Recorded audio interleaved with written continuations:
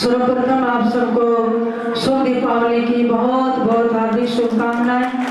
सदगुरु आप सबके जीवन में सुख शांति समृद्धि बनाए रखें। और अभी शुभ दीपावली के अवसर पर पूज्य गुरुदेव जी महाराज ने हम सबको आशीर्वाद दिया और सेवा में भक्ति में किस तरह से गुरुधाम में हमें सेवा करनी है उसका मार्गदर्शन किया। देखिए, हम कोई भी कार्य करते हैं उसमें कंसंट्रेशन माइंड होना चाहिए, ध्यान एकाग्र। और ध्यान एकाग्र कब होता है? जब हम जितना पूजा पाठ करेंगे ना, थोड़ी देर नाम का स्मरण करते हैं सुबह उठ के, उससे मन एकाग्र होता है। फिर आप कोई भी कार्य करेंगे वो कुशलता पूर्वक संपन्न होगा। लेकिन जब आपका ध्यान पूजा पाठ में भी नहीं है और स्मरण में भी नहीं है, मेडिटेशन में नहीं है, आपकी चेतना बिखरी रहेगी, फिर कुछ भी करेंगे वो बिखराव ही होगा। चाहे बाहर हो चाहे घर पे हो, चाहे पढ़ाई का हो चाहे आपका संसारी कार्य है, चाहे नौकरी का है। तो इसलिए हर कार्य में कंसंट्रेशन माइंड, और आपको अपने घर की हर प्रकार की स्थिति परिस्थिति ठीक रखनी है और हमारा जीवन भी परिवार भी संतुलित रहे। उसके लिए मैं सजेशन दूंगी, सब ज्यादा से ज्यादा पूजा पाठ किया करो, घर में नाम स्मरण किया करो, सुबह की ज्योत लगाकर आरती, शुभ शाम की संध्या आरती, उसमें दीपक जरूर जलाओ, क्योंकि हम भारतीय प्रकाश के उपासक हैं। क्यों? क्योंकि परमात्मा परम ज्योति स्वरूप है। कैसा है? सदगुरु जी फरमाते हैं, कबीर पार ब्रह्म के तेज का कैसा है उन्मान, कहबे को शोभा नहीं देखे ही परमान। परमात्मा परम ज्योति स्वरूप है, कहने में नहीं आएगा, जो देखेगा वही उसको समझ पाएगा। इसलिए तो उस ज्योति परमात्मा को साक्षी मान के हम दीप जलाते हैं। जब भी पूजा पाठ करेंगे, अनुष्ठान करेंगे, हम भारतीय दीपक जलाते हैं और हवन करते हैं, अग्नि प्रज्वलित होती वो भी दीपक है। हम सब सूर्य को प्रणाम करते हैं क्योंकि प्रकाश का बहुत बड़ा ब्रह्मांड में पुंज है। तो सूर्य चंद्रमा भी उस परमात्मा से ही प्रकाशित होते हैं। ये छोटी छोटी चीजें होती हैं। सुबह उठकर आप, जैसे सदगुरु जी की वाणी मैंने कहा, वो अध्यात्म मार्ग का टोटली सिलेबस है। तो सुबह उठकर सूर्य उपासना करो, 10 मिनट खड़े 5 मिनट खड़े हो जाओ, उसमें क्या लगता है? सूर्य उदय से पहले उठ जाओ और 8 बजने से पहले तक मैं बहुत अच्छा आपको छोटा सा उपाय बताऊंगी, जो हमारे जीवन में सबकी शिकायत होती है कि मेरा शरीर स्वस्थ नहीं रहता, मेरा मन शांत नहीं रहता, मन एकाग्र नहीं है, बच्चे का पढ़ाई मन नहीं रहता, और मैं तेजस्वी नहीं हूँ, ओजस्वी नहीं हूँ, और मेरा शरीर टूटा टूटा रहता, मेरे घर में बरकत नहीं है, जो कारोबार है उसमें बढ़ोतरी नहीं हो रही है। फिर आप क्या करते हैं? किसी न किसी ज्योतिषी के पास जाएंगे, वो आपकी कुंडली देखेंगे, वो कहेंगे ये ग्रह कमजोर है, उसके हिसाब से आपको नग बता दिए जाते हैं 9 ग्रह के। स्फटिक पहनो, मोती पहनो, डायमंड पहनो, पुखराज है, नीलम है ना, इस तरह के आपको बता देते हैं, क्योंकि वो रंग बिरंगे होते हैं। जैसे 9 ग्रह का रंग है तो वो भी रंग बिरंगे। तो ऐसे लोग हमारे पास भी आते हैं, हम कौन सा नग पहने। सबसे सस्ता और मुफ्त का उपाय बता देती हूँ आपको। सुबह सूर्य उदय से जल्दी उठो, उठ के जब लालिमा वाला सूर्य होता है और आप उसको देखते हुए और सूरज को जल दो तो सिर से ऊपर हाथ रखो। इसके पीछे एक लॉजिक है, एक वैज्ञानिक तथ्य भी और आध्यात्मिक भी है। जब आप सूर्य से सिर से ऊपर हाथ करके धीरे धीरे जल को छोड़ते हैं और मंत्र पढ़ते हैं, ओम उग्मंत सूरम बरसंत नूरम बाजंत तूरम सकल लोक भरपूरम, यानी जब ऐसे पढ़ते ये मंत्र नहीं आता तो ओम सूर्याय नमः। और सूरज को देखें, जल के अंदर से जो प्रकाश की किरणें आ रही हैं, सूर्य में सतरंगी किरणें होती है ना, सफेद, लाल, नीली, पीली, हरी, ये 7 रंग होते हैं। हमारे शरीर में जो कमल है ना 7, इनमें 7 देवता हैं। हर पूरी का पर्टिकुलर कलर होता है। जैसे सबसे नीचे मूलाधार चक्र है, किसका है? लाल रंग है, गणेश जी का। दूसरे चक्र में संतरी है, नाभि में पीला है, हृदय में शिवपुरी है तो हरा, कंठ में नीला है, और जो त्रिकुटी है वहाँ श्वेत है, और जो शेष कमल है वो पर्पल कलर है। परमात्मा और और उसी से सब लोग प्रकाशित होते हैं। लोकापति जो अधिष्ठाता देवता वो भी उसी से काम करे, प्रकाशित होते हैं। कैसे? जैसे पावर हाउस है, उससे आपकी घर वायर आती है और आपने हर कमरे में बल्ब लगा रखे हैं, और वो बल्ब भी आप चाहे कितने कलर के लगा दो तो लाइट सब में एक है ना। लेकिन नीला बल्ब है तो नीला जलेगा, लाल है तो लाल, पीला है तो पीला, हरा तो हरा, है ना, काला है तो काला, जैसा बल्ब वैसा चल जाएगा। लेकिन पावर हाउस से वही एक तार है, वही लाइट है। ऐसे परमात्मा सुप्रीम पावर है, उसी से ही सारे देवता सारी पुरियां कनेक्टेड हैं और वहीं से प्रकाश उठता है। लेकिन हर लोक में, हर पुरी में जो देवता बैठा है उसका प्रकाश है, जो मैंने आपको बताया है।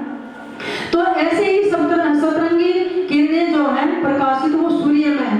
तो जब आप ऐसे जल देते हैं, उसके अंदर से जब वो किरणें आती हैं और उनके जो पर्टिकुलर कलर है शरीर में, वो उसको ऑब्जर्व कर लेते हैं। शरीर तो स्वस्थ होगा ही होगा, उससे आपके कमलों पर भी सक्रियता बढ़ने लग जाती है। और ये कार्तिक का जो महीना है, धनतेरस से ये सूर्य और जो धरती है उसकी दूरी बढ़ जाती है, इसलिए जीवन थोड़ा सा धीमा पड़ जाता है। छोटे दिन हो जाएंगे ना, जीवन धीमा, और जीवन आपका संतुलित बना रहे, इसलिए ये त्योहार शुरू हो जाते हैं। फिर आप प्रकाश जलाते हैं, प्रकाश जो ज्योति परमात्मा का प्रतीक है, तो उसको करके तो जो पर्टिकुलर कलर है वो तो जागृत होंगे, उसके ग्रह भी शांत होंगे।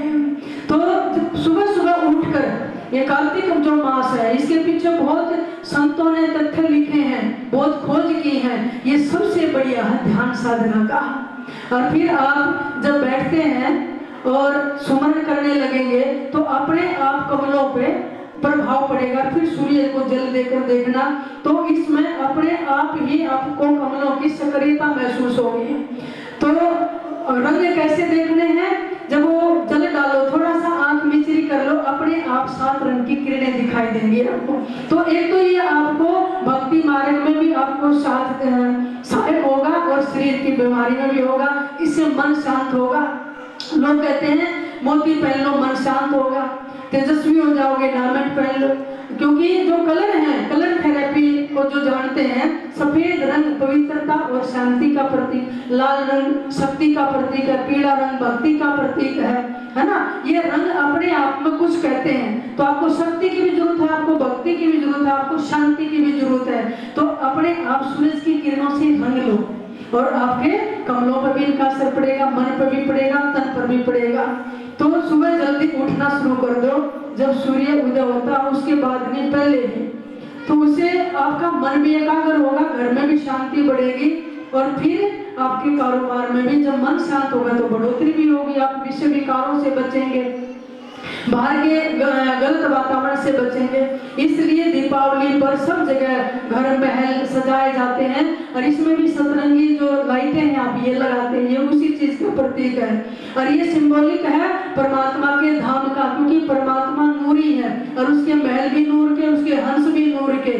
गरीबदास महाराज इशारा करते हैं, गरीब तेज पुंज की दुल्हनी, तेज पुंज के कंत, तेज पुंज के दीप है, तेज पुंज के पंथ है। वो ऐसे दीपक हैं जो कभी बुझते नहीं हैं, और ऐसी ही आत्माएं, दुल्हन आत्माएं, और तेज पुंज का ही पीव है, परमात्मा है। और बड़ी साइंस ने तरक्की कर ली, दीपक तेल डाल के या घी डाल के जलते थे और पानी से बुझते थे, अब दीपक पानी डाल के जलते हैं। शाम को हैरानी हुई कि दीपक जलाना पानी डाल दो, वो अर्थिंग हो जाती है और वो बल्ब जल जाता है। तो इसलिए भीतर का दीपक भी जलेगा जब अर्थिंग सतगुरु से होगी और नाम जपोगे, कनेक्टेड हो जाओ तो भीतर भी दीपक जलेगा। तो इसलिए बाहर के दिए बहुत जलाए, भीतर का दिया जलाना है। और ये ऐसा प्रतीक है त्योहार का, त्रेता युग था, कलयुग तक आ गया, लेकिन उसी उल्लास के साथ हम इस त्योहार को मनाते हैं। जब मर्यादा पुरुषोत्तम भगवान श्री रामचंद्र जी 14 वर्ष का वनवास काटकर मां सीता और लक्ष्मण जी के साथ वानर सेना के साथ वापस अयोध्या में पुष्पक विमान से लौटे, प्रचार हुआ, अयोध्या नगरी को सजाया गया, घर घर दीप जलाए, मिठाइयां बांटी गई, परमात्मा का दर्शन हुआ। और बड़ा खुशी का समय है कि हमारा राम मंदिर भी बनने लग रहा है और 24 लाख दियों से भगवान के उस घाट को, मंदिर को सजाया जाएगा। फिर भगवान की प्राण प्रतिष्ठा होगी जनवरी में। इसी प्रकार आप भी ही अपने घर को, आप बाहर मंदिरों में ज्यादा नहीं जा सकते ना, घर को मंदिर बना लो और सतगुरु को, अपनी शक्ति को, इष्ट देवता को विराजमान करके और डेली दीप जलाओ, आरती करो और सतगुरु की वाणी का उच्चारण करो। आपका घर भी एक मंदिर होगा और आपके घर में भी बरकत होगी, बच्चों में अच्छे संस्कार होंगे। तो इसलिए इस दीपावली पर मेरा यही सजेशन है कि ज्यादा से ज्यादा आपने पूजा पाठ करें और जो गुरुदेव जी ने मंत्र दिए उनको बदले ना बार बार, नहीं तो मंत्र खंडित हो जाते हैं। मंगलाचरण करो, बीज मंत्र की माला करो, त्योहार वाले दिन एक्स्ट्रा माला करो, जो रोजाना करते हो उससे काउंटिंग में एक फालतू करो। और रात के समय पूर्व या उत्तर की तरफ मुंह करके, पॉजिटिव दिशा है, दक्षिण की तरफ नहीं। काले और नीले आसन पर बैठकर नहीं करना, सफेद हो, लाल हो, नारंगी हो या पीला हो, ऐसा आसन हो, वैसे ही कपड़े पहने। काले नीले कपड़े पहनकर पूजा में ना बैठे, क्योंकि रंगों का अपना महत्व है। जैसे सफेद रंग सफेद क्यों दिखाई देता है? क्योंकि वो हर रंग को जब लौटा लेता है सूर्य की किरण से, वो सफेद दिखाई देता है। और पीला पीला क्यों दिखाई देता है? जो पीले को छोड़ के हर किसी को ऑब्जर्व कर लेता हो, पीला दिखाई देता है। काला रंग काला क्यों दिखाई देता है? जो सब रंग को अपने में ले ले वो काला दिखाई देता है। इसलिए थोड़े से सावधान, बाहर घर से जाओ, शादियों में, पार्टी में, बाजार में, काला कपड़ा पहनकर बिल्कुल मत जाओ। अभी मैं सुनाने लगी तो बहुत लंबा हो जाएगा। क्यों? क्योंकि ये जो भूत प्रेत सारी काली शक्तियां घूमती है ना, ये उसको आकर्षित करती है। सारी बुराइयां आप जरूर ग्रहण कर लेंगे। काला कपड़ा हर बुराई को धारण कर लेता है। तो इसलिए सफेद रंग है, पीला, ये बाहर पहन के जाओ, दूसरे रंग पहन के जाओ और पूजा पाठ करो। दीपावली की कोई भी शुभ, उसमें भी काला नीला कपड़ा मत पहनो, क्योंकि ये सतोगुणी रंग नहीं है, तमोगुणी है। ये एक बहुत बड़ा लॉजिक है, कलर थेरेपी है। कभी समय मिलेगा जब इस पर सुनाऊंगी। आज तो बिजी है, आपने जाना भी है, त्योहार का समय खुशी से मनाइए। तो समय काफी हो गया, मैं एक भजन बोलूंगी, साथ साथ बोलना। सतगुरु मिले मारे सारे